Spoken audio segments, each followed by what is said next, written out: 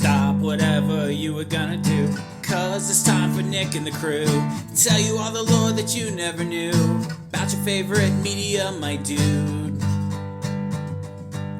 Stuff you're too lazy to look up, Nick and the boys gonna hook you up. From Halo and Batman to religious stuff, Lorecast is starting, so shut the hell up.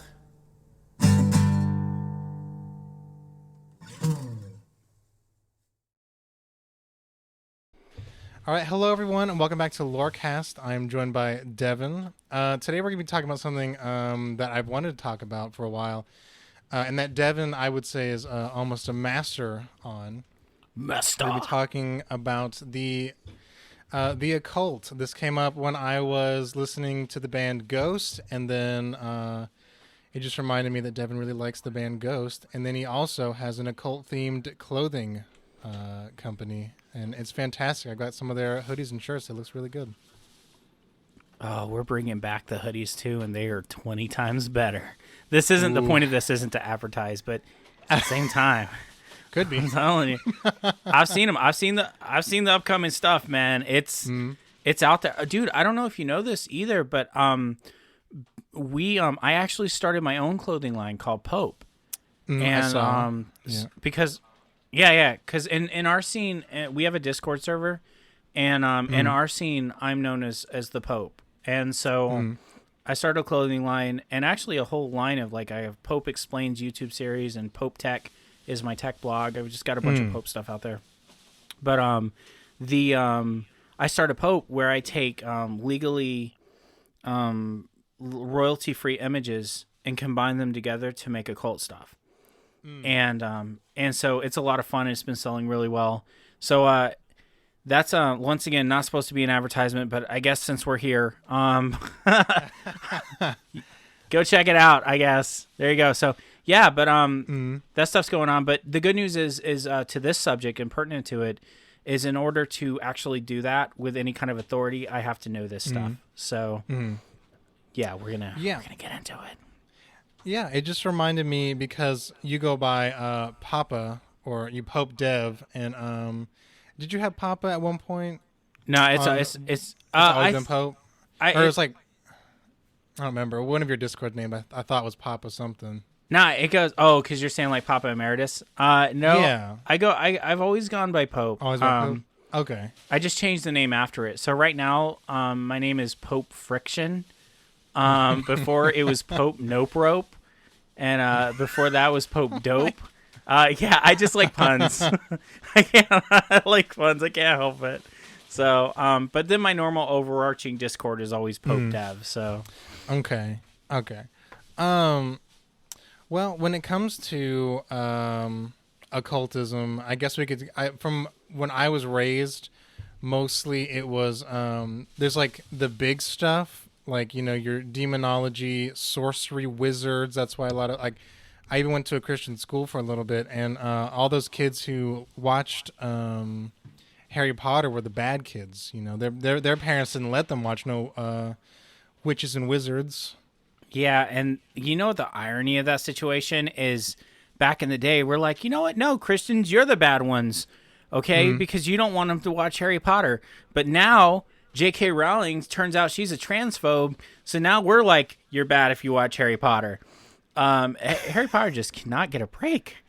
But then, did they also tell you that Pokemon was the devil's work because of evolution? Yes, because of evolution that was in it. I'm sorry, I shouldn't be laughing at that. I went to a Christian summer camp. It was just like a day one. It wasn't where you like slept over. Those like. Not the where you go away. It was the ones where you go and your parents pick you up.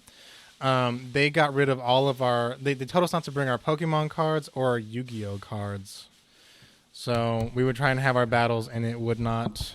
They wouldn't let us do it.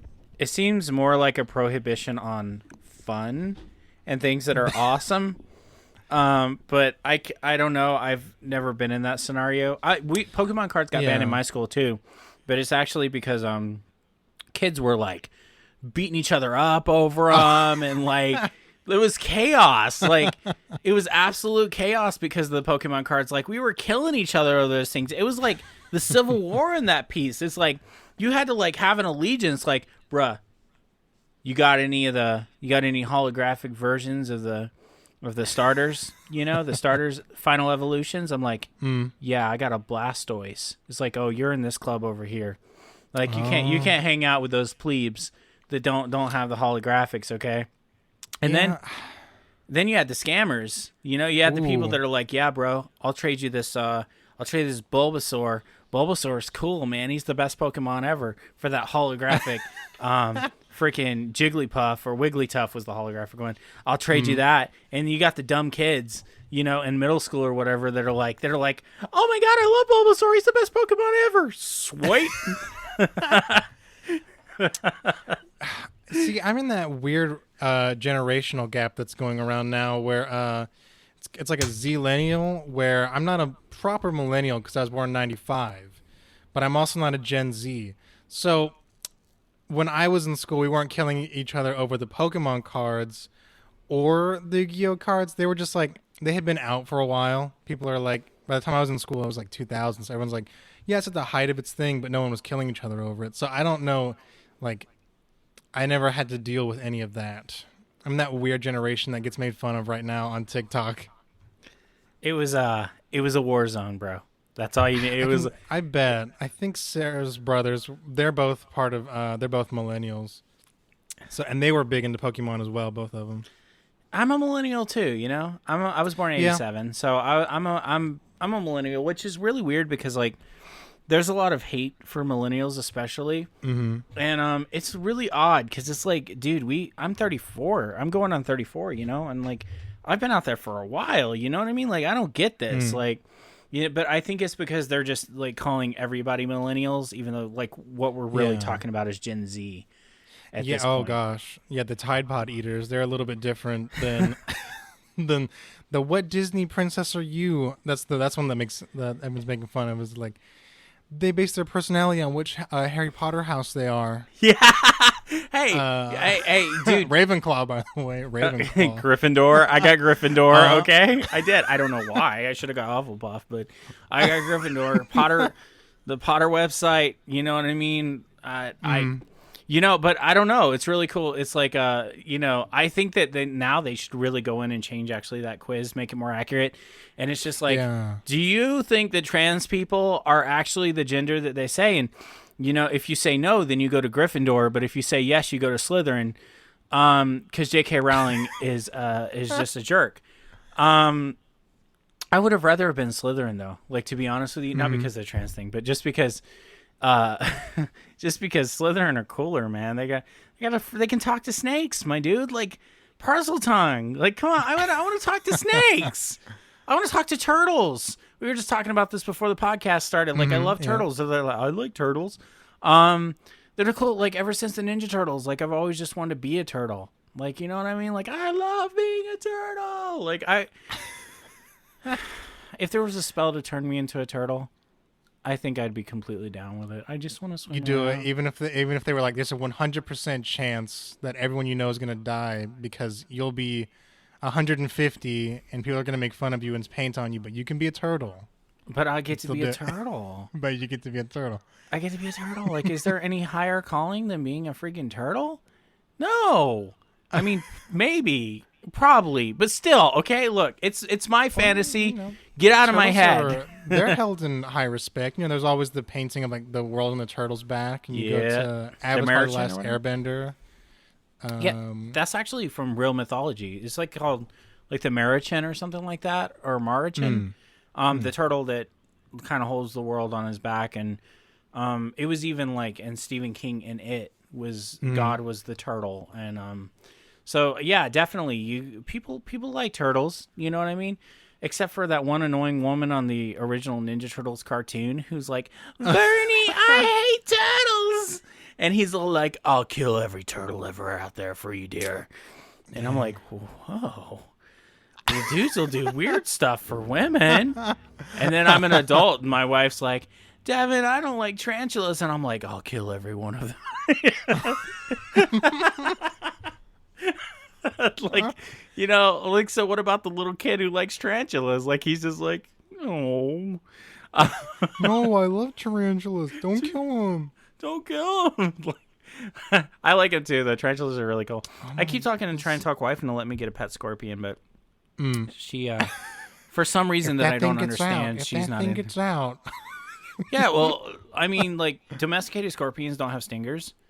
Okay. So it can only mangle you with its claws. It can't really sting you. Okay.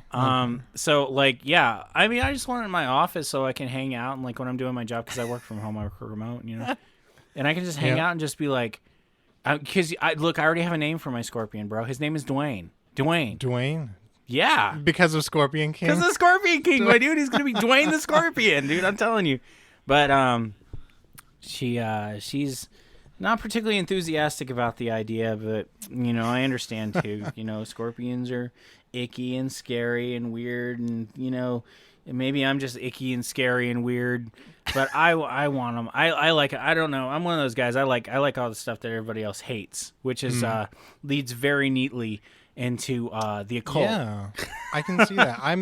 I'm actually looking on. I'm on ChristianAnswers.net because I wanted to see what they listed as the occult. First one is alchemy. I guess I was always told that's like ancient science and it's not real science. I'll explain that in a second, but go ahead and go down the list.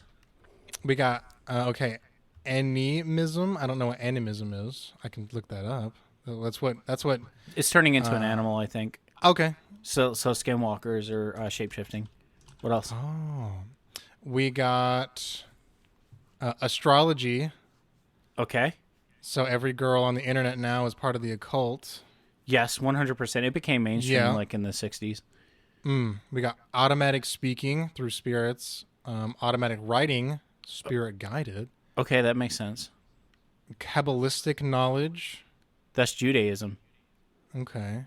Well, that's actually like super racist. Like Kabbalistic, Kabbalah is Judaism though. It's not the whole. I religion, remember.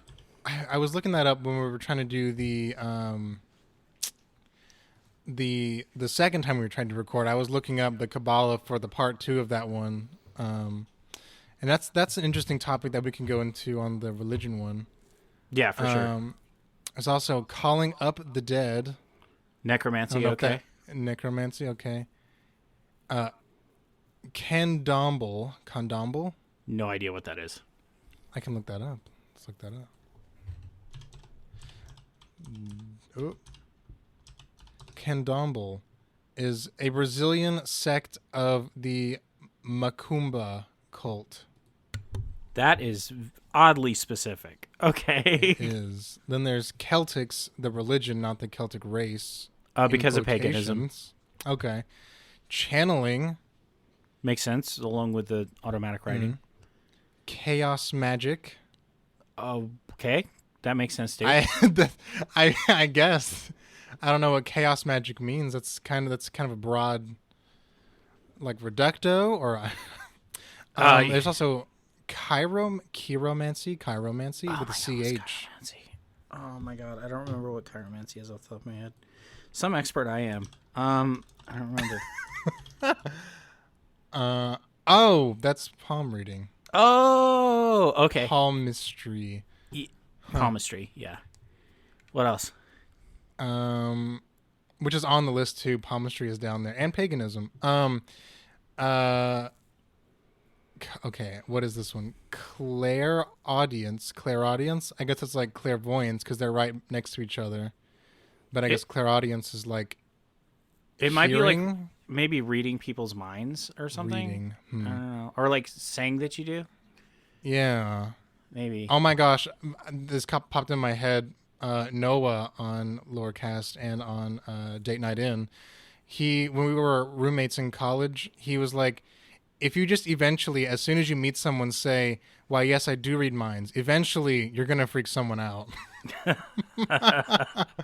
And then there's crystalmancy. Okay. Okay, the next one I definitely can see because it's just demon worship and consultation. Of course, yeah. I mean that goes without saying. Discordianism. So the service that we're talking on right now is bad. Oh my gosh! I didn't know, God. I didn't know. Oh my gosh! Divination. I guess that makes sense because it was in Harry Potter, so therefore it is the occult. And Divination? I was not, yeah, divination. Dude, I've got so much material already. Like, I'm about to school you so hard right now. You are. I'm listing off all these things. You're gonna go. All right, here's what we got. Okay, I don't know what Ekkankar is. ECKN. Yeah. But I couldn't tell you, man. I mean, they get specific. They're like, Yeah. it's a form of paganism practiced by a South African tribe in the 1940s for 5 years. like what? You're right. This Ekkankar is a new religious movement founded by Paul Twitchell in 1965. Oh, that was an accident. Maybe it was divination. Yeah. I guess if you oh my God, what did you just say? I guess I can read minds. Yeah. Enchantments. So any time like you love play potions or D&D, anytime you play D&D, you are part of the occult. Or every time you just show up looking really, really nice and sharp. Oh yeah. Or watch that Disney movie. Oh no, let's not get into Disney. What the else? Next one, fetishism. What? Fetishism is part of the occult. Oh, I don't no! know what. Sodomy, no! Next one is fortune telling. Dude, this list is a lot longer than I thought it would be. They're basically naming everything that isn't sitting in the house and reading the Bible all night. Well, they got Freemasonry. No! Which is next. Glass looking, Gnostic wisdom, Hermetic traditions, horoscopes, Hermetic's the hydromancy. Is that like scrying? No, scrying is with mirrors. You can scry with water, though. I don't know. Hydromancy. I Ching, illuminated organizations. So Illuminati. I mean, that makes sense, but that's what people Illuminati's usually next. Incantations, Kabbalah, Knights Templar. Pretty weird to have that one. Okay. All right. So stop that must this mean list. Stop it this must list. It must be Protestant. Okay, stop this list. The Knights Templar thing, like, this is like, how is that even a? Okay, so basically, the Knights Templar, guys. For those of you who don't know, I'm gonna go into a lot of this stuff, but just to kind of like explain some of it, because there's a lot of really relevant occult stuff that like makes sense, and why it's on a list like this makes sense. But the Knights Templar were actually vindicated by the church. So know this before I tell you what happened. The short version is that the Knights Templar were they were a crack like team of like warriors, and they would go fight. But what happened was they also basically started like the first like international, or one of the first international banking operations. So you could like give money to the Knights Templar in France and then go later in England and get it or whatever. So they also loaned money. The king at the time in France, I believe, owed them money, and he didn't like that. So what he did was he called up the Pope, and he was like, "Hey, Pope, what can we do?" And the Pope said, "Okay, well, I'm just going to basically take the Knights Templar completely out of the equation." They were brought in on charges of blasphemy. Some of the charges that they were accused of was homosexuality. They were accused of spitting on a cross and satanic rituals, and worshiping a creature called Baphomet. Okay. Baphomet, of course, is everybody knows what Baphomet is. Also, the name of my cat, actually. His name is Baphomet Levi, because the guy who made the famous depiction that we know of Baphomet, that we all base it on, is actually Eliphas Levi, the famous occultist from France. But so what happens is they get brought in on these charges. They are tortured until they answer that, yes, they did worship Baphomet, they did commit homosexual acts, and they did spit on the cross, and they are all summarily executed. And what happened was later on, the Pope's corruption was brought to light, and the next Pope actually vindicated them, and just basically postmortem. God, that word is so hard. After they all were basically wiped off the face of the earth, he said, "No, like, these guys are cool. They were betrayed." So why the Knights Templar ended up on this list, like, that automatically tells me that the person who wrote it did not know what he was talking about. Automatically. That or yeah, been playing too much Assassin's Creed. Does Assassin's Creed go into the Templar? Yeah, that's what it's all about. The Assassins. I had to look this up because I was looking into it as well in my cults class, not the occult. But the Assassins were. It's a real thing. It's a Muslim organization, I believe, if I remember right. And the Knights Templar are the bad guys. The Knights Templars in this universe are looking for ancient artifacts, like the Apple of Eden is one of them, but it's not the same as the quote real world equivalent where it's Adam and Eve. What happened was there was like ancient humans, and they rebelled against their creators, and became Adam and Eve. So it's like this weird side thing, and these Templars and Assassins are fighting throughout the ages, and you go through the minds of everyone. You get to see some historic figures like Benjamin Franklin, and when you get to like Assassin's Creed 3, it's like all these super famous people. Okay. You get to meet some of the popes too. It's really weird.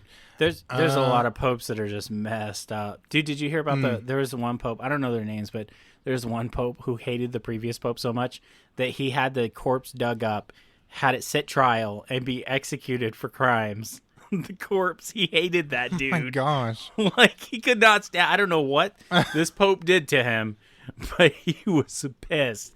That actually happened, guys. Go look it up. He had this dude like legit exhumed. And he legit sat on a legit trial with a legit jury with no defense because he's a freaking corpse and got prosecuted. This dude had problems. So that happened. But okay, is there anything else on the list? Probably. There's probably tons more on the list. Yeah. Le Regala Lukumi. Lukumi with a K. Lycanthropy. Lysanthropy. I don't know. That's Macumba. werewolves. Oh, werewolves? Okay. Oh, okay. I guess that makes sense because something in Skyrim makes me think of lycanthropy. Then you got magic, and then magic with the CK. Then you got magical arts. Mediums, mirror gazing, necromancy / necromancer. Oh my god, this is in alphabetical order. Yeah, it is. Neo-paganism, omens, oracles, Ordo Templi Orientis, Ouija boards, paganism, palmistry, prognostication. Prognostication is oh my god, what is it? That might be predicting the future. I thought that was divination, but I could be incorrect. Psychometry. So psychometry? No. No idea. Kabbalah spelled with a Q instead of a K. I love how this is teaching me occult stuff. Radiesthesia.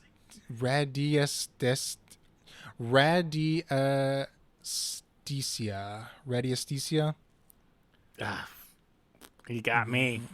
Rosicrucianism. Okay. Runes. Rosicrucianism is actually an old school occult. Like it's like tied in with like the Hermetic movement. Okay.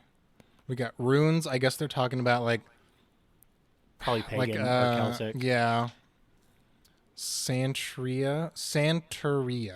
Satanism. So they don't like Sublime. That's what I'm getting from this. Sublime. I don't practice Santeria. I ain't got no crystal ball. I think Santeria is tied in with like voodoo, but I could be wrong. Okay. Which voodoo is undoubtedly on this list. Yes, okay, that one's scrying. yes. So we Satanism, then scrying, secret societies. That one's just secret societies. Sevi Loa, LWA, shamanism, soothsaying, sorcery, spells, spirit guides, spiritists. Okay, there we go. Spiritualism, tarot cards, teacup reading, Thelemite, Umbanda. These guys are just making up words now. I really need to like get this. Can you link me up to this article so that I can do my occult research off of it? Like, yeah, I sometimes there's so many that like sometimes, although they are repeating themselves. By the way, like I see that with like the runes and then paganism. Where are you? There you go. Sorry, I'm trying to do two things at once. Then you got Umbanda, Vedic astrology, Voodoo or voodoo, white witchcraft, Wicca, witchcraft, and wizardry. Ooh. That's the list that they got. So out of all these, I know They forgot Zoroastrianism. Oh, Zoroastrianism. Okay, let me look that up.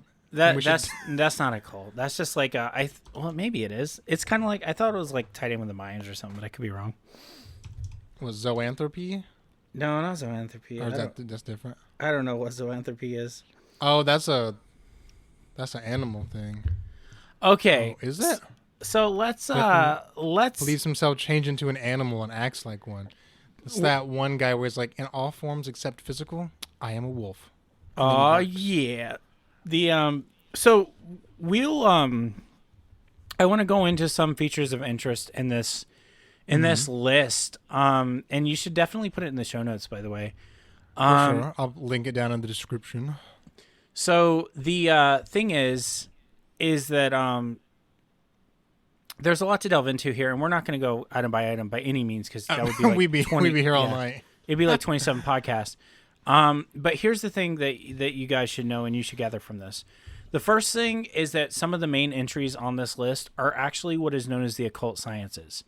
So here's what happened. Okay, back in the day, and I don't have exact dates or whatever, so like go listen to somebody smarter than me. So just listen to Nick by himself if you want to hear like dates and stuff like that. But what I can tell you is that there were 3 occult sciences, and all of them are on this list: alchemy, astrology, and natural magic. Okay, those are the 3 occult sciences.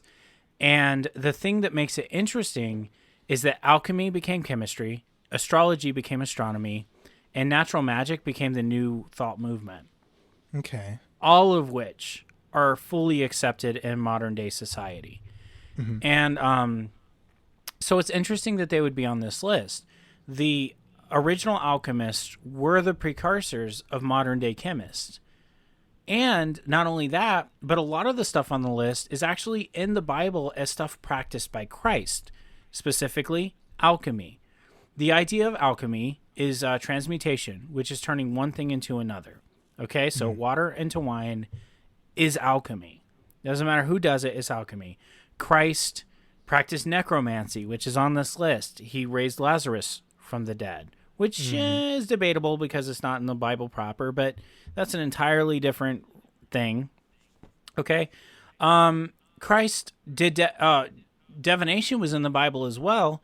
I always like to bring up John the Baptist, who said that he's basically said Christ was coming. That's divination. Like talking to beings, talking to other stuff like that. Like they said specifically demons, but you can extend that to be angels or demons and it's still a cult, and you could blame Moses for that.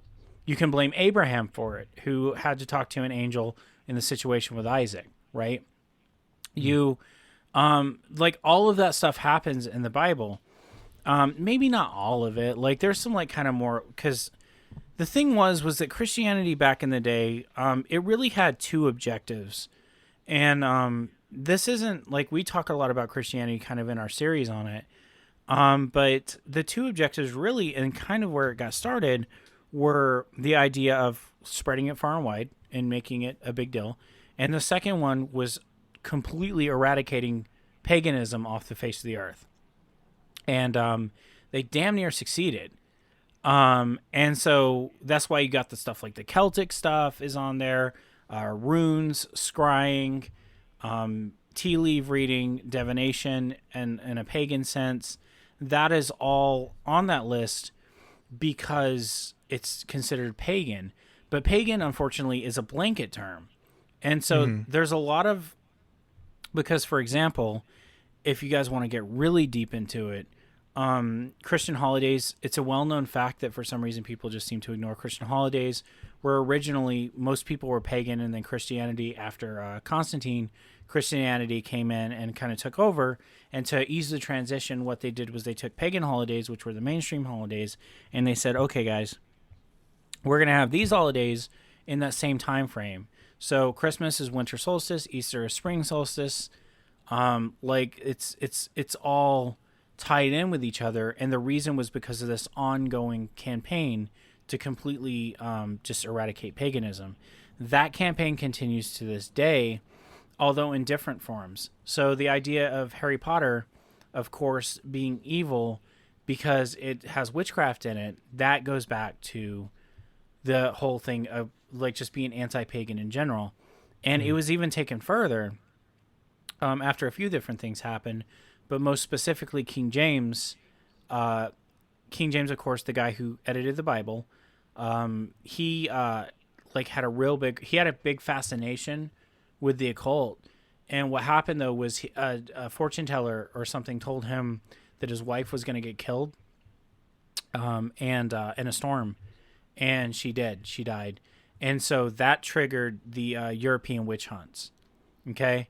And so there's actually some really good reference materials for anybody interested in this subject, because I cannot go into the whole thing here. I got to let Nick talk at some point. But the first one would be The Demonology of King James, which is a book he wrote. And what it is this presented it's presented as a conversation between two people talking about paganism and what it means to be a witch. And then the second one is the very infamous book, the Witch Hammer, the Malleus Maleficarum, and which was a literal manual on how to hunt witches. And so, like, a lot of the stuff we know today is being like the markings of a witch, like having warts or that kind of stuff. That was all outlined actually in the Malleus Maleficarum. And so, what Nick just kind of pointed out is that basically, like, when he named the list, it was anything, including Judaism, anything, which is where Christianity came from. We just talked about it on the Judaism episode. Go listen to the Judaism episode. Anyway, anything not Christian was on that list. Like that, the weird thing is that the Knights Templar thing, I hated on it because, like, he didn't, like, she did not include the part about when they were vindicated by the church. But there's some deep cuts in there. Hermeticism is not something that a lot of people know about. Yeah, I don't know what. I'm sure I've heard the term. I just don't know exactly what it means. Hermes Trismegistus, Hermes thrice great. Is basically a philosophy that that a lot of Christianity borrows from, and a lot of modern day spiritual ideas and New Thought borrows from.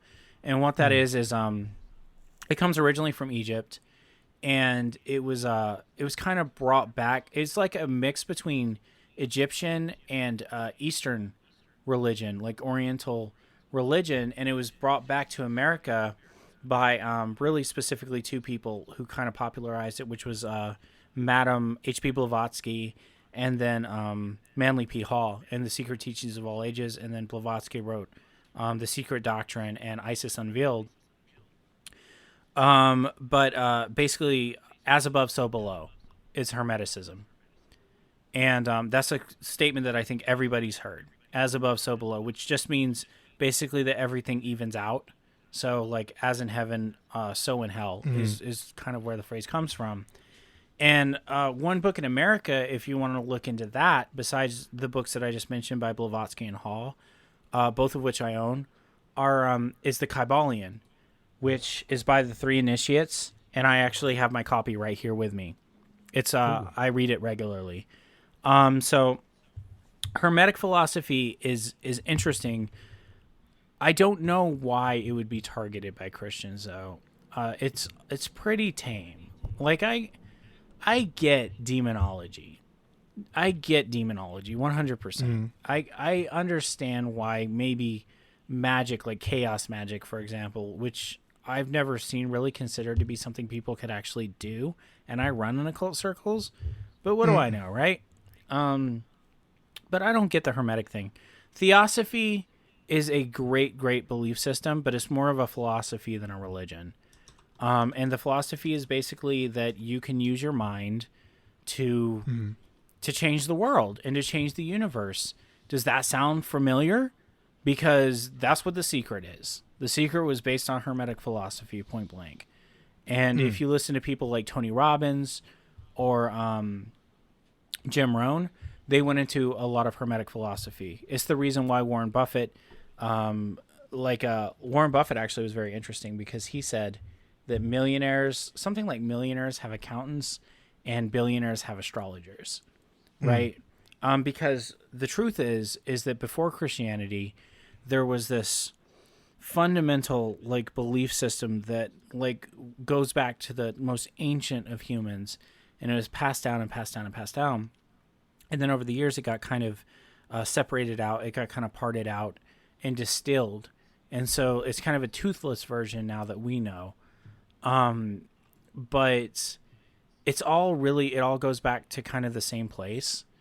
And even Christianity, in a lot of ways, goes back to the teachings of Hermes Trismegistus. So I don't understand why that was really included. Although I do got to say that, like, even having the word Rosicrucians in there is indicates a knowledge that's deeper than a lot of people's, because a lot of people have never heard of that. A lot of people have never heard of Hermes Trismegistus. A lot of people have never heard of Theosophy or any of that stuff. 95% of people, if you ask them what scrying is, they can't tell you. Which, by the way, scrying is using a mirror to see, or at least a part of a mirror. It was in Harry Potter. I think this guy got his whole list from Harry Potter. Anyway, the part where Harry was looking in the piece of the mirror and he started seeing Dumbledore, but it was turned out to be Dumbledore's brother. Spoiler alert. That was scrying, right? And so that's what it is. It's like mirror magic, essentially. But really, what it all comes down to is, I get why a lot of that's on there. Like, it makes sense. Like, especially Satanism makes sense to be, like, because the definition of occult has changed. It used to be the occult sciences, which were a legitimate field to go into, like, a very long time ago. But then they kind of evolved into these other things, and now people who practice what they call alchemy is it's a joke, you know what I mean? But the people who kind of like actually look into it, what you realize is that alchemy doesn't really deal with turning lead into gold. Alchemy is the process of turning anything into anything else, and so it can be used from a mental standpoint, turning yourself into something else, transmutation of the mind and of the heart and of the soul. So even converting from I don't know, some religion to Christianity would be considered a form of alchemy. It's transmutation. If you truly do accept Christ as your Lord and Savior, then you are talking about spiritual alchemy at that point. And there's a million reference books that like really go into this, but that also, like, do make sure you read The Alchemist. There's nothing occult about it whatsoever. It doesn't even slightly go into that kind of theme. But I just think everybody should read The Alchemist just because it's an amazing book. Nick, have you ever read The Alchemist, dude? I have not. I guess I'll put it in my Amazon shopping cart. It is amazing. It's about this kid who, like, basically, like, he decides that he wants to learn how to turn lead into gold, which is kind of where the whole idea that we have of alchemy today came from. Yeah. So he decides he wants to turn lead into gold. So he goes to seek the alchemist. And he ends up finding him. But what happens is, in the process, not only does he learn how to do that stuff, but he learns that the journey was the important part. You know what I mean? All the trials that he had to go through, he went through transmutation from a young boy who didn't know much about the world and was very naive, to a boy to a man who had loved and who had gone through trials and tribulations and almost died in order to, you know, complete his quest that he put himself on. He was a sheep herder, I believe. And it's just an amazing book. I read The Alchemist once a year, just to remind me, just to kind of center me. So, oh, God. I need to take a breath. Nick, talk about something. Okay. Well, I pulled up, since we were talking about at the beginning, it was about Ghost, and theirs is like I would say a play on the Catholic Church. They're a great band. I love them. I actually saw a couple interviews with the actual guy. What's his name? Tobias Forge. He actually, I don't think he believes in what he sings, and I don't believe most people do. I believe they just think that they're a good band because it is satanic in nature, and they used to be even more apparently. My other friend Nick told me. Right here, right now, before the devil. Yeah. They got songs like Square Hammer, I think, is Pledging Your Soul to the Devil. People say Dance Macabre is about... Dance Macabre. Macabre. Yeah, I always say put the bre. There's no bre at the end, Macabre. I don't know why. It makes no sense. But anyway. Yeah, I don't know. But people say, like, that is the party you have. And then Rats is the consequences of that. I don't know if they're reading too much into that. I think they're just really good songs. They do have implications. And even the main singer, Tobias Ford, she's the only one you know. Everyone else is just a nameless ghost. Nameless ghoul. Ghoul. Yeah. No, ghoul. Ghoul, my bad. They also Dave Grohl just was recently one, got a female one in there, too. The yeah, mask was sister. amazing. Or that's another character. But then I pulled up what is Satanism, because you've told me it's something differently than what a lot of people are saying on online. Okay, let's correlate. Let's correlate. Let me explain Satanism real quick, and then you can tell me what the article says. But before that, I want to point out that Dance Macabre is not freaking. I want to be with you in the moonlight. I want to be with you all night. How is that satanic? It's a song about the Black Plague, apparently. Like, this is how Papa Emeritus got his start, was the 1300s, and he got the Black Plague, and during that time, they would just dance until they all died. So that's what a lot of people read into it whenever they read that one. Listen to that song. Well, it's a very, very catchy song. I wanna be It with is. You, oh my gosh. Be with you in the moonlight. I was actually telling him before we started recording about the Jonathan Young recording. He did it with a female singer, and it's amazing. Go listen to it. So Satanism. Link in the description. Satanism, there's two different kinds that everybody needs to know about. Okay? Okay. I think I have the other one up. Not the one that you've told me about. Yeah. So easy peasy. So there's atheistic Satanism and there's theistic Satanism, okay? Okay. So atheistic Satanism is also known as LaVeyan Satanism. Okay, so Anton LaVey, of course, everybody knows who Anton LaVey. Does everybody know who Anton LaVey? I don't know. I've heard the name, maybe just because of you. Oh my God, you don't know Anton? Oh my God. Okay, that's cool. You don't. You're educated on the other side of this. So that's cool. There's a lot of stuff that I don't know. That was not meant to imply in any way that, you don't know enough or something like that. You study this stuff and you just assume everybody knows it. Okay. Anton Salazar LaVey founded the Church of Satan. And so he wrote the Satanic Bible, which I believe that everybody should read. I do not care what religion you are. I don't care about any of that. Everybody should read the Satanic Bible. And the reason is because the Satanic Bible, like within the first 5 pages, explicitly says that there is no Satan. It's atheistic Satanism. There is no Satan. There is no God. The book is a guide on how to live life in a good and honorable way while achieving the things that you want to achieve and by being a good human. And it's a little bit violent in a way. Like LaVey was a supporter of, if somebody disrespected you, an eye for an eye. He was super into an eye for an eye, and I don't know if I necessarily support that. But beyond that, it's just a great book and is, I think, a very important document to read. Now, my nickname for LaVeyan Satanism has been atheism with a sexy name. Because that's it has, where I've heard it from you. Yeah, it has almost nothing to do with Satan. It's explicitly stated that Satan is just a straw man, essentially, to blame the world's ills on. And that it's a convenient thing. So, because back in the day, people, that's what they said. They said, Satan made me do it. It was them that made them do it. And in LaVey's belief, the good and the bad that you do, you should take full responsibility for. And I think we all agree in principle until we do something bad. And then we're like, oh, well, I did it because of this reason or whatever. But the truth is you did it because you just either couldn't control yourself or you couldn't, you didn't know better or something else. There's a million reasons why you might do something bad. But LaVey said to take responsibility. So the Satanic Bible is about taking responsibility. and kind of just taking control of your life. Great book. Everybody should read it. However, because it's called the Satanic Bible, it subsequently got demonized.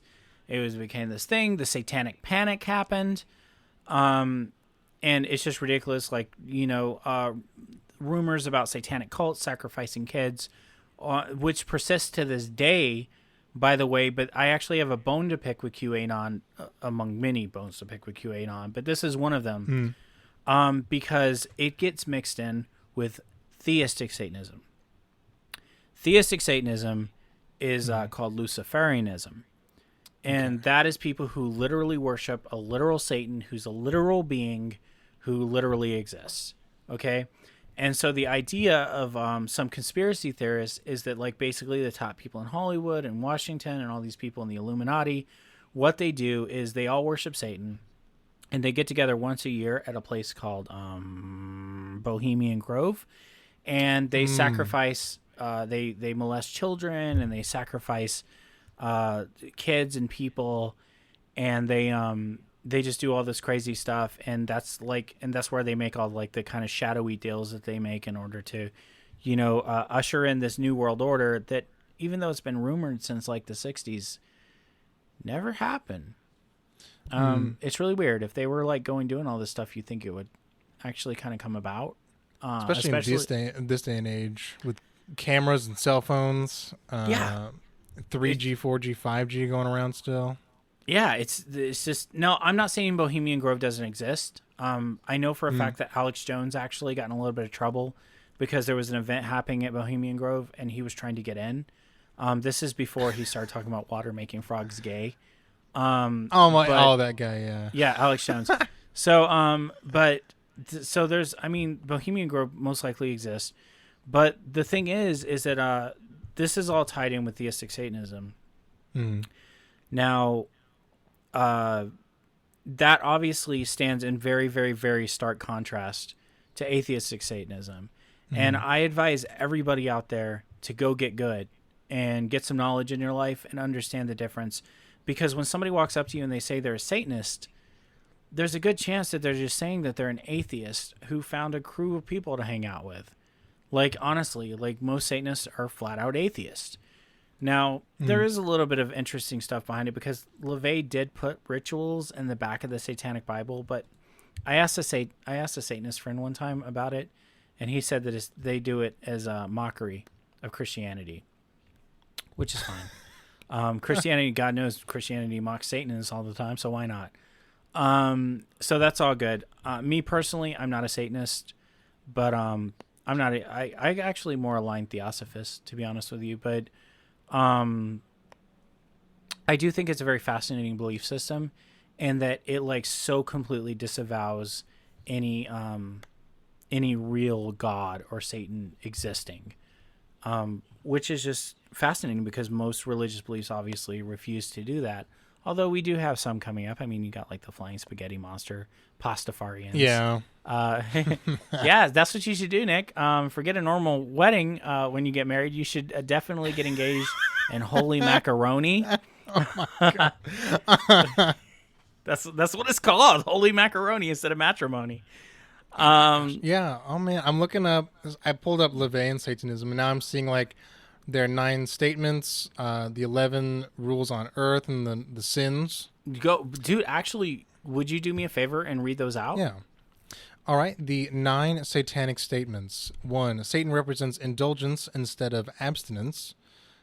Satan represents vital existence instead of spiritual pipe dreams. Satan represents undefiled wisdom instead of hypocritical self-deceit. Satan represents kindness to those who deserve it instead of love wasted on ingrates. Satan represents vengeance instead of turning the other cheek. Satan represents responsibility to the responsible instead of concern for psychic vampires. Satan represents man just as another animal who became his divine spiritual and intellectual development has become the most vicious animal of all. 8. Satan represents all of the so-called sins as they lead to physical, mental, or emotional gratification. And 9. Satan has been the best friend the church ever had and has kept it in business all these years. So that's the 9 statements. All right, before we move on, what would you, if you could take, because obviously I've studied this stuff, and obviously it's how I make a lot of my living is this stuff. Although I do, I will say that on Beetle Milk, I actually try to stay away from Satanism because it's so easy. It's so easy to slap a pentagram on anything and sell it. People will buy it. Yeah. Especially nowadays. It's really popular right now to have pentagrams, upside down crosses.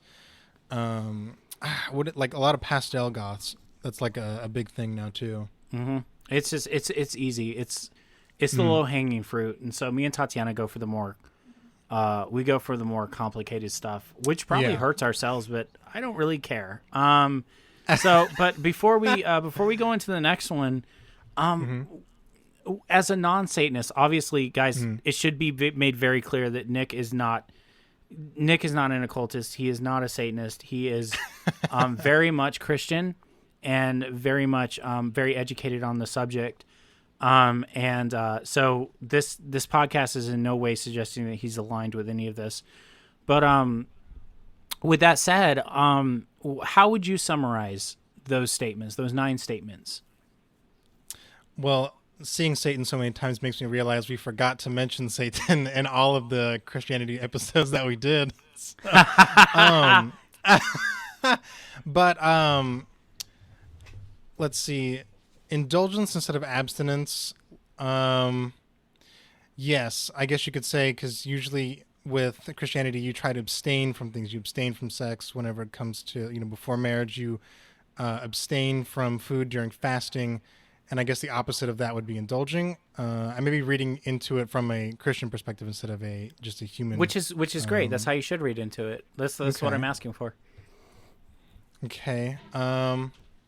Vital existence, I guess that would mean instead of spiritual pipe dreams, I guess from the Christian perspective, we aspire to the foreseeable future in heaven. And I guess this is vital existence. I can hover over it on Wikipedia here. So it says survival of an organism. So I guess for right now, instead of the, so your vital existence, it's your animal instincts. I guess you could boil it down to self-preservation, instead of spiritual pipe dreams, which they have said delusions fixed on a belief that is not amendable to change in light of conflicting evidence. Okay. So I guess I read into that a little bit differently as well. Undefiled wisdom and self-deceit.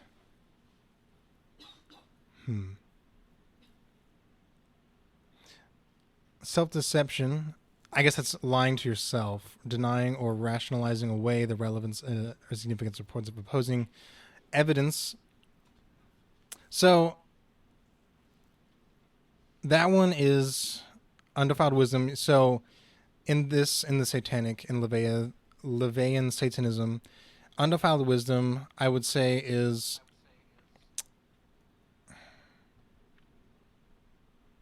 I'm not helping you. I'm letting you. I'm do your thing here. I'm trying to think it out here. So, deep understanding and insights. That's what we're doing, I would say, within this podcast. I could agree with that. Yeah, I can agree. So, okay. I'm trying to figure out which one I could really go for. I got you covered. Let's. Yeah. So vengeance and the turning the other cheek. I know that one. It's those 9 statements. What they're saying is live your life.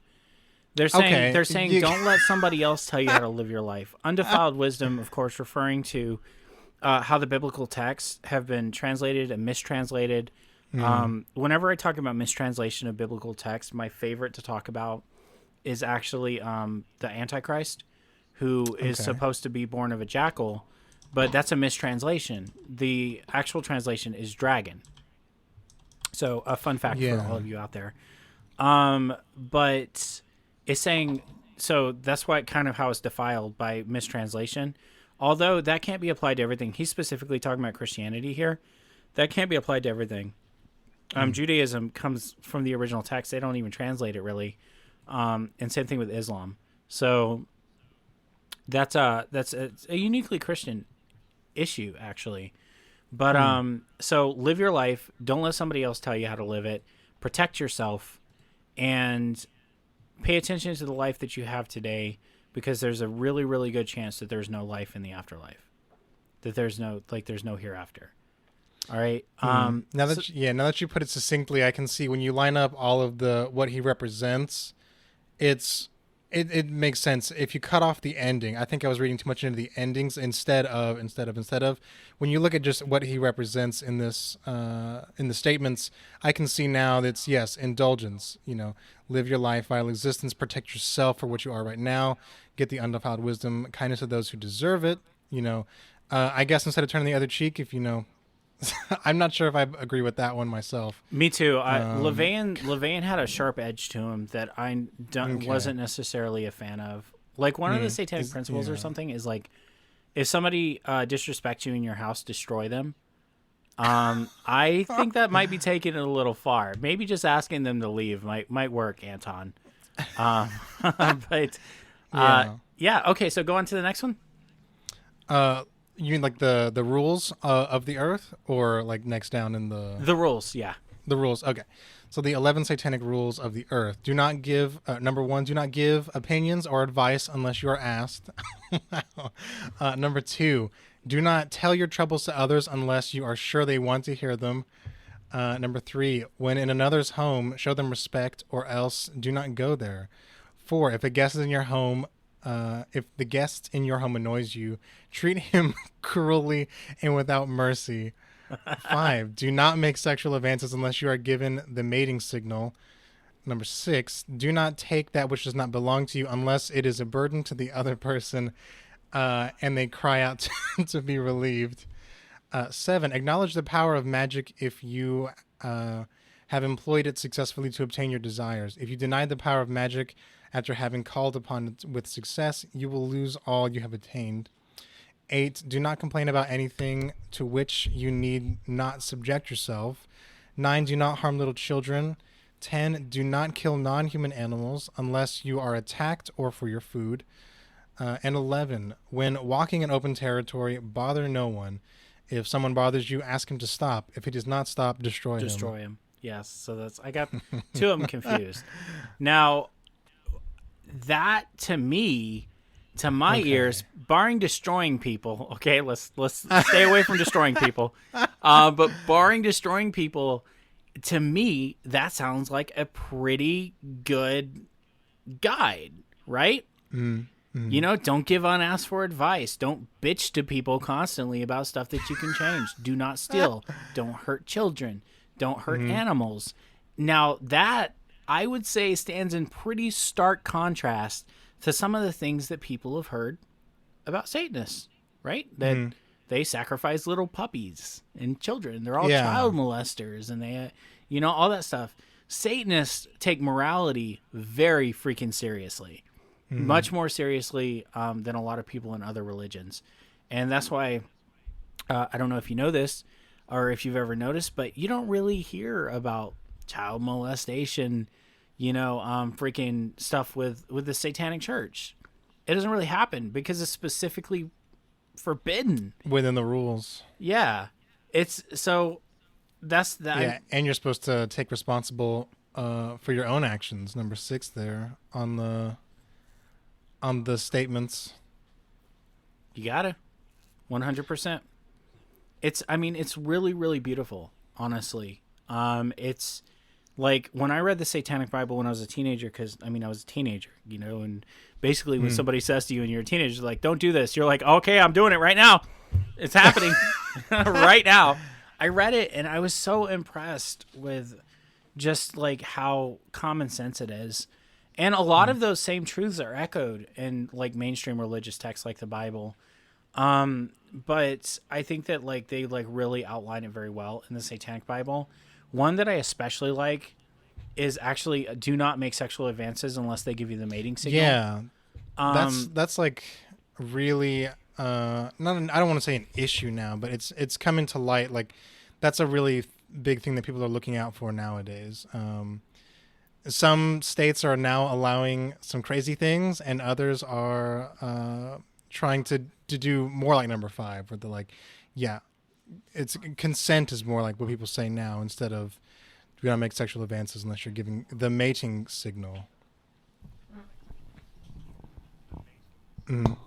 Well, the reason is because LaVey, LaVey, if you read the Satanic Bible, and by extension, he actually wrote a book for his daughter called The Satanic Witch, which I also read. The Satanic Witch was actually about how to use sex to manipulate men. And anything, Satanism is huge on female empowerment. And this is once again in stark contrast. And a lot of it was done exactly for that reason. Because Christianity for many centuries has been about, part of it has been actually, I mean, there's a whole passage in the Bible. I'm sorry, Nick, but it's true. There's a whole passage in the Bible about, get this, look it up. I will pull the verse if you want me to. Basically what it says is if you sell your daughter into sexual slavery. So get this, back in the day, the way that and I don't want to trash talk, but I do want to point this out because I don't want anybody who listens to this to ever talk shit on Satan. Sorry, Nick. To talk crap on Satanism again. Because it's important. So there's a verse in the Bible that back in the day, the thing is you could own slaves. And the Bible actually has a lot of verses when it comes to slavery, and it talks about slavery a lot. But generally, slaves got released after 6 years or so, right? Did you know that? 6 years? No. That was the normal term for a slave. Now, if you sold your daughter into sexual slavery, what happened was the guy who bought her had the option to actually not release her if she did not satisfy him. That is literally in the Bible. So, in juxtaposition to that, Satanism said, okay, well, Christians, don't believe in honoring the women, so they were all about it. And it's actually a very feminine, empowered religious belief system, semi-religious belief system. Obviously, they're atheistic. And so he wrote the Satanic Witch to his daughter about how to use that. But at the same time, rape is specifically forbidden. Harassment is forbidden. It's all forbidden. In Satanism, you cannot do that. So he believed that basically when a woman wanted you, she would give you something called the mating signal. And what it was basically, I guess today we would, call it F me eyes. You know what I mean? I mean that's what we would call it. You know what I mean? But I can see that. Yeah. But he called it the mating signal. And as you stated before, and that was very correct, the point here is consent. And so, yes, in our modern generation, consent is becoming a much more important conversation to have. And I think LaVey was ahead of his time in that aspect. And okay, so there was a third list? Yes, the 9 satanic sins. These sins published by LaVey in 1987, it says, outline characteristics Satanists should avoid. Hit me. 1, stupidity. 2, pretentiousness. 3, solipsism. I think solipsism. Solipsism. I think yeah. I think it's I think it means, if I remember correctly, I could be wrong, but I think it means like servitude towards other people. So solipsism is the philosophical idea that only one's mind is sure to exist. As an epistemological position, solipsism holds the knowledge of anything outside one's own mind is unsure. Wow, I was way off. Okay, continue. 4, self-deceit. 5 is herd conformity. 6 is lack of perspective. 7, forgetfulness of past orthodoxies. 8, counterproductive pride. And then 9, lack of aesthetics. All right. So to kind of wrap up the Satanist aspect of this podcast, what I want to do is ask you, Nick, as a Christian, if I was to send you that list, all 3 of those lists, I was to send them to you, but I took Satanism off them. Any reference to LaVey, any references to Satanism, what would you say about that list? It's pretty, I would say, especially right now. It's the way that people right now are acting Yes, within reason. That's what I would say. because it's a guide for morality. And so a lot of people in my mind, in my idea, in my experience, excuse me, they credit the Bible. And once again, I'm not trying to dunk on the Bible. I want this juxtaposition to be very clear. I have nothing against Christians or the Bible, but I want it to be clear. A lot of people say that the Bible is a guide for morality. And the reason they do is because of the Old Testament, right? You got the Ten Commandments. But don't forget, guys, that 2 of the Ten Commandments are don't worship other gods. It's just stated in 2 different ways. Okay? The don't worship other gods before me and don't worship false idols. This is the same thing. But they say it's a guide to morality, but like I said, there's the verse about selling your daughter into slavery. There's verses like you can't, like if you work on a Sunday, like for example, in the Bible is like punishable by death. It's a crazy book, and I always recommend anybody who's never read the Bible to read it. It's just very important. It's a very important book to read, and you can draw your own conclusions. You don't have to have me or anybody else tell you what it's about. You can read it yourself and figure it out. And I'm actually going to be buying a new Bible because my friend referenced me to the Catholic Bible, which has more stuff in it that was taken out for Protestantism, for the Protestants. So I'm very curious about it because I've only read Protestant Bibles. But it's not, as a guidebook, it really doesn't operate well when it has stuff like that in it. But the Satanic Bible was made to be a great moral guide and to like really help guide morals. And I think anybody that lives by the Satanic principles will be living a very, very moral and good life, and that anybody would label them a good human. Like it's so self-evident to me, and it always has been ever since I read it as a teenager. And I've read it since then, but I read it for the first time as a teenager. Hell, I'm gonna go back and reread it. I'm gonna get my copy tonight. Point being that when it comes to the occult, if I could, as somebody who studies the occult and cares about it and is deeply ingrained into it, even though I think I should point out that I don't believe in the occult.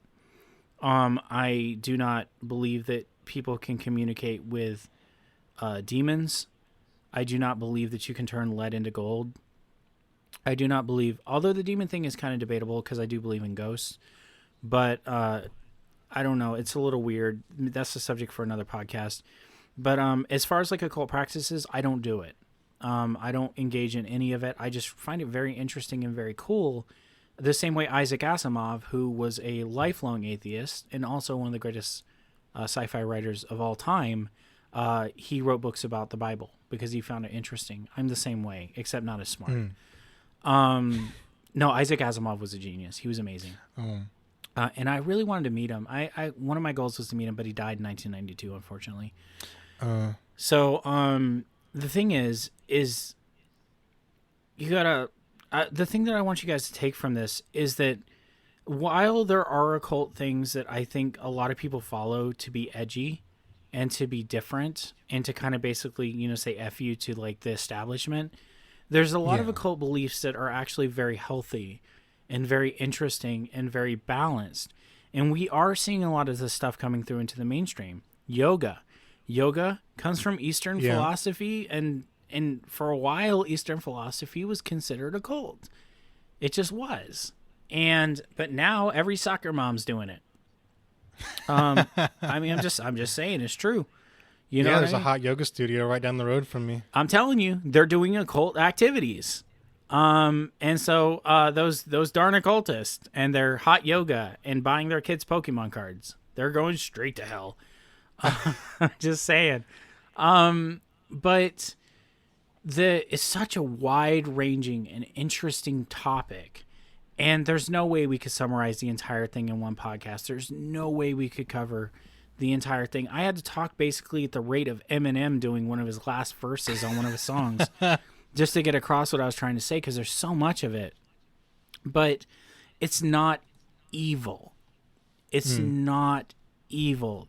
Most occult beliefs and ideas are inherently, I promise, they're inherently good. Now, does demonology exist? 100%. Can I name off a ton of demons and what their positions are in hell? Sure can. Can you go watch a movie called The Exorcist or what? Hereditary that goes into this stuff and cast it in that kind of light? You 100% can. But for the most part, it's written by people who are just trying to get by and just trying to do their own thing and just trying to think outside of the normal box. And that's how Christianity started, was thinking outside the box of Judaism. No hate on Judaism, of course, but just that's kind of, they wanted Gentiles in the religion, so it was thinking outside the box.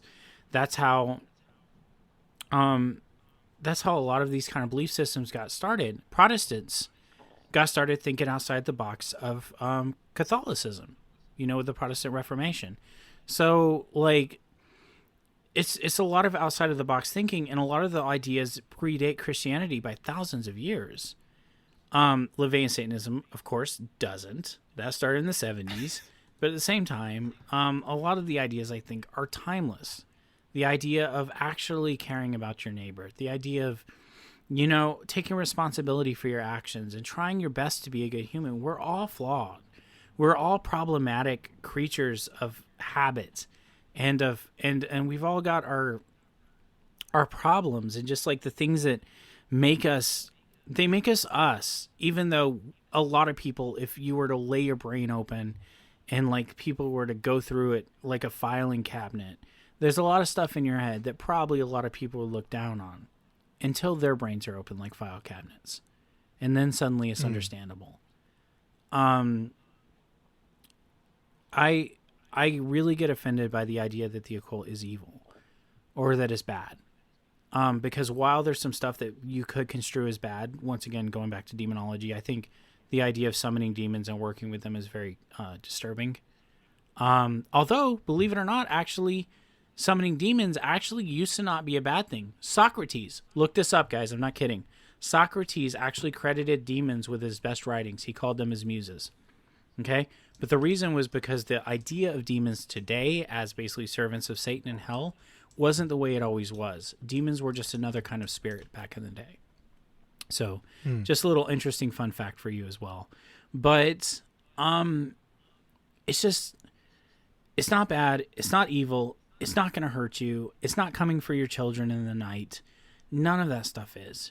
Read Isis Unveiled, which says that you can survive death by focusing your mental energy.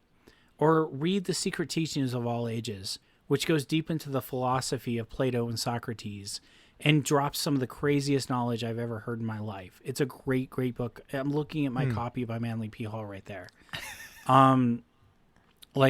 Look into this stuff before next time you want to sit there and say that somebody just is practicing something or they're doing something.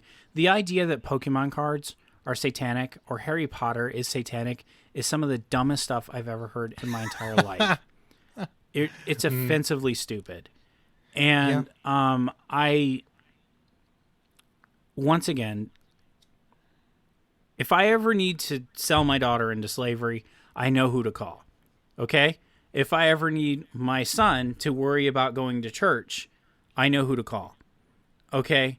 But the thing is, or the Boy Scouts, for that matter.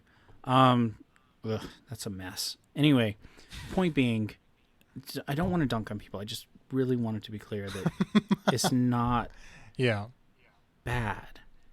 It's not evil. The idea is not to hurt anybody. Some of the nicest people I've ever met in my life were believers in the occult. And Christians. I met some very, very, present company included. You know what I mean? Like, it's just, it works both ways. So, anyway, that's kind of my beliefs on that. I rambled for a while. I'm sorry, Nick. We do these live. Totally We don't plan them. So I was just trying to express that thought process. But, yeah. Anywho. No, I think it was extremely informative. I've always wanted to buy these books for references. While I may not believe them, I do want them for reference. I want a copy of what's it, the Quran. I want a copy of Mein Kampf, just to see like what was someone thinking about when they wrote this. Now I may put like a little sticker that says for reference, so when someone comes into my house, they're not going, you got a copy of Mein Kampf, and I'm just like, no, for reference. I need to see what was he going through in this moment, see why he wrote it, because I think that's a big problem with today. Like you were saying, people are just dunking on other people without even knowing what it is. So I think that's a good part of what we're trying to do with this podcast, with the Lorecast religion, as well as just Lorecast in general. I'm even going into some folklore. So that's just to show you, like, while it may seem archaic or something may seem scary because of the name that they chose for themselves, but when you get down into it, it may be something completely different. And you opened my eyes up to that, because I didn't know the difference between LaVeyan Satanism and just the regular, medieval form of, Satanism. Yeah, yeah, dude, the thing is one thing I tell people a lot, and this is also, I know how it sounds, but please, I'm getting so frustrated because I don't want it to sound like I have a problem with anybody, but the thing is okay, so I have a very, very dear friend. Her name is Teresa, and she helped me in a very difficult time. I lived in her house with her and her husband for a while. They were devout Christians, great people, love them to death. If they ever listen to this, I love you guys. Dave and Teresa, I love you guys 100%. And Teresa one time on Facebook posted a picture of a book she was reading. And what it was saying, don't research, don't worry, don't look into anything like that. Let God handle everything. And while I can definitely see the appeal of a statement like that, I think that one thing that the occult teaches you once you start really getting into it is that there is no such thing as being too educated. There's no such thing as understanding too much. There's no such thing. And so I would recommend that everybody reads the Quran. Everybody reads the Torah. Everybody reads the Satanic Bible. Everybody reads all that, because there's no such thing as too much education. It's just like, the more you know, like, knowledge is power. You know what I mean? Like, yeah. And so I was fundamentally disturbed by that statement. Like, hey, you don't need to go out and worry about all this stuff because, God's got you covered. And God might have you covered, but it might be nice to have an insurance policy. You know what I mean? Like, I'm just saying, like, and so, yeah, like, go read those books and go get to know it, because I think the biggest hazard that anybody can do, and the biggest sin that anybody can commit, and that's definitely something that LaVey went into, but he says stupidity. I'm going to say ignorance. Ignorance. Yeah, well, yeah. You got number 7 is forgetfulness of past orthodoxies. I think that also sounds like being uneducated of, because like in that sentences he's saying, don't forget the past orthodoxies that have been before us. It seems to me like he might be saying like belief systems that you held before, whether religious or not. You know what I mean? And maybe it's, I could be incorrect in my interpretation, but it might even be like, hey, just because maybe you believe something else today than you believed yesterday, don't necessarily be disrespectful to it. Because a lot of the whole idea of Satanism, although a lot of it is flagrantly disrespectful to Christianity, I think at the end of it, like, the idea isn't disrespect. The idea is actually respect. And you see nowhere in there does it say, go outside and kick a Christian today. It's just not in the book. Yeah. You know what I mean? The only time you can destroy someone is if they're if they bother you on the road, on the street. Yeah. So Jehovah's Witnesses are going to get it. I'm sorry. But Jesus. But it's I don't know. It's crazy. So guys, go out there and get some knowledge, man. Read these books. Especially go read stuff that people tell you that you shouldn't. That's the first place you should start, is reading stuff that people tell you that you shouldn't. If somebody tells you don't read the Bible, just listen to your preacher. Tell them to go kick rocks, okay, and go read the Bible. If somebody tells you not to read the Satanic Bible, I get it. There's a lot of people. So Nick actually brought up something interesting. Having a copy of Mein Kampf, of course, by Hitler when he was imprisoned. He said, like, put a sticker on it that says for reference only. That's interesting to me because I have a library of occult, satanic, and demonology texts. And I have it proudly displayed where anybody who comes into my apartment. I guess that's like a talking point. Because if, like, my father-in-law comes in and, you know, he's red, white, and blue-blooded American, and he comes in and there's just, like, Mein Kampf right there. I'm going to be having to answer some questions. And I guess that's maybe the point of it is if I put it for reference only, they're going to say, all right, well, I guess it's intentions. But then if I have it just laying there, that's a talking point. It's like, well, I'm using it to learn what he was going through at the time. But even if you were an aspiring fascist, couldn't you just put a for reference sticker on there only just to throw him off the scent? Throw him off the scent of your burgeoning fascism? Oh my gosh. Nick over here playing 4D chess and stuff. Oh my god. Living in the year 3021. Heck yeah.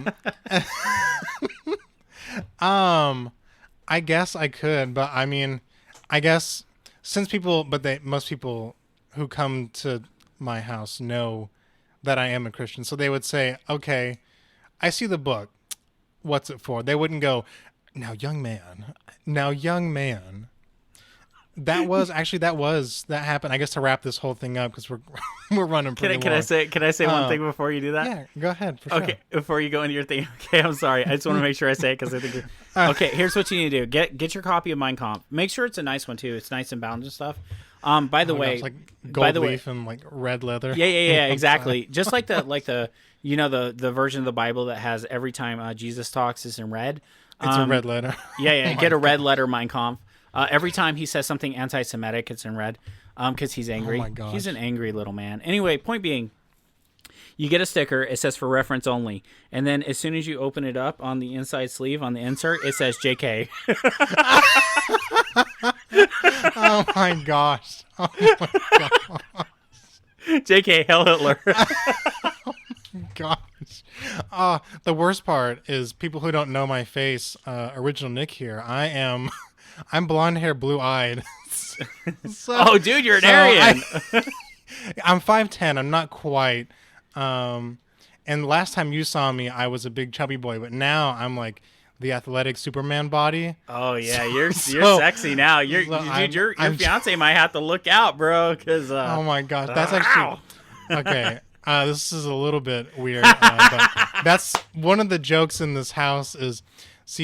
Okay, I'm a quarter Onondaga, and the rest of me we don't know because my mom was adopted. But my sister has brown skin, brown hair, brown eyes. My dad, black hair, brown eyes, brown skin. My mom has brown hair and brown eyes, but pale skin. My grandpa has brown hair, but it was blonde, so that's where I get it from. It like turned when he got older, and he has like bluish green eyes. So we're in the family, and they all call me the Aryan-looking one, the half-baked one, because the rest of my dad's side of the family, they're all brown. So if the Fourth Reich ever comes, like, oh my gosh, I've been playing a lot of Wolfenstein. I wanted to bring that up in the Judaism podcast, but I was like referencing a fictional video game that could, it has a lot of, ties with modern day society and past, postmodernism with what we're in now. Yeah. So, I mean, I love the new Wolfenstein games. It has a lot of implications. And there's a great Jewish video essayist that I love called Jacob Geller, and he talks about Judaism and how I also love that the only playable Jew in video games is BJ Blazkowicz, and you're a Jew who gets to go kill Nazis. I love it. That's awesome. I love it. You can ask Sarah. I play that game a little bit too much. But what were we going to say before? I forget what I was going to say before. Because it was after like saying like having. Oh, that's right. Like I would have in my Amazon shopping cart. I had like Buddhist text and the Quran, but I never bought them because every time someone would be like, no, you don't need those books. Don't look into those. And I had a book about those books, but I never had those texts in general. But now that I'm older and want to learn about these things, especially if we're going to be talking about them on the podcast, I think I should have a good grasp on these subjects, Yes. like you do with this subject. Well, thank you. I mean, it's what I do. But what you'll find as you go on that journey, Nick, is, and anybody who goes on that journey, what you're going to find is that world history is, and especially when it comes to spiritual history, because guys, don't forget that the whole point, and Nick, I know you're trying to wrap this up, my dude. No, but the whole point of spiritualism in the first place, from the time of like the Neanderthals all the way up till today, the point has always been the same. And that is to explain the unexplainable, to put a purpose on what seems like chaos, to give a higher purpose to the individual, and to make life mean something. All right, that's always been the purpose of spiritualism throughout the ages. And so when it becomes fascinating is when you look into all these different beliefs that people have from across the eons and across the geographical divides. What you find is that at the end of the day, the root belief is always really the same. And that is that, simply put, that you have a purpose, that that you don't come from chaos, that you're struggling and you're suffering is going somewhere, and that, you know, there's a higher power that cares about you, you know, and even in Satanism, like you could like argue that since it's atheist, but in Satanism, the higher power that cares about you is you, right? And so, but every religious belief throughout history always reflected that. And so whether it's, you know, the Greek gods and them carrying, like the Greek gods and the interpretations of them and the things that they did, and Prometheus getting, you know, chained to a rock for giving fire to humanity, or whether it's God sacrificing his only son, or, you know, any of that, it's it all goes back to the same themes, and it all goes back to the same idea. And what makes it fascinating and beautiful is the different interpretations. And I've been recently listening to the audiobook of Heroes by Stephen Fry, which is is the sequel to Mythos, and then he's coming out with Troy later this year. The Greek mythology is so beautiful that it makes me cry, like it does. I literally so shortly I'll tell you a little one that made me cry, like it really did. Hera had a problem with Hercules, right? Like she didn't like him, I believe, because he was a bastard son of Zeus. I could be wrong there. And what happened was he had to go through a bunch of trials in order to absolve himself of killing his wife and son, which Hera cast a spell on him to do that. And then after that, made sure that he was persecuted for it.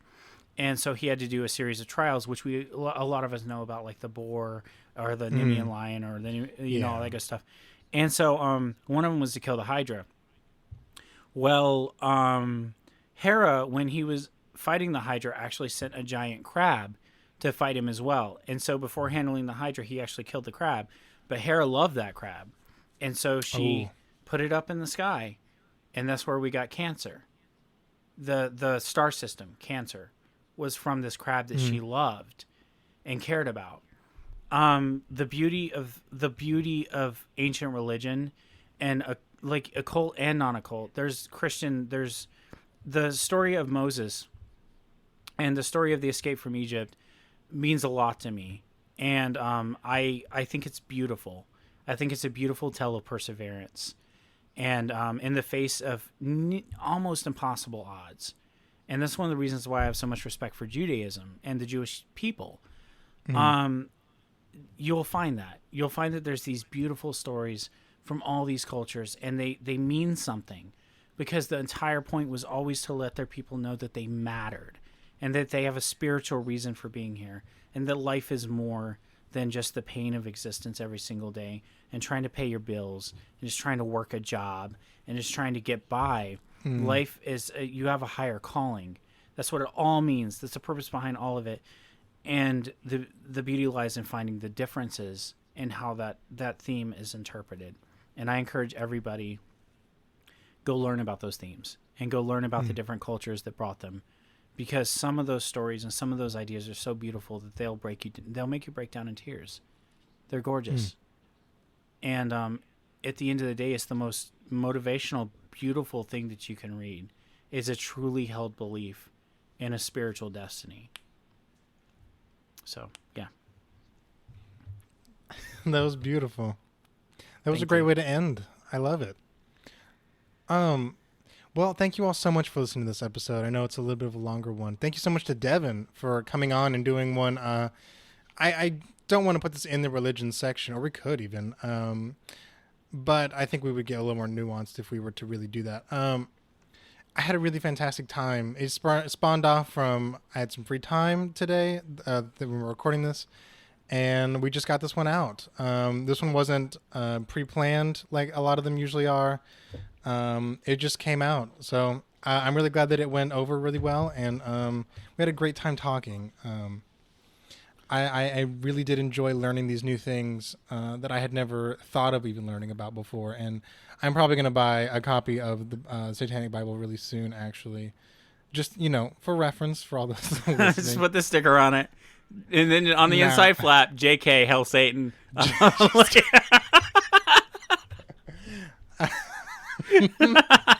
Oh, my gosh. Yeah.